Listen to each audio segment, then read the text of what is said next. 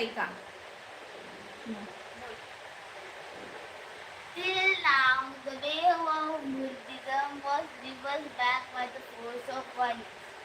म्हणजे ते आपल्या लोकांना म्हणजे वेव मध्ये डिस्क्राईब करतात ते आणि ती परत गेली by the force of violence म्हणजे घाण लोकांना.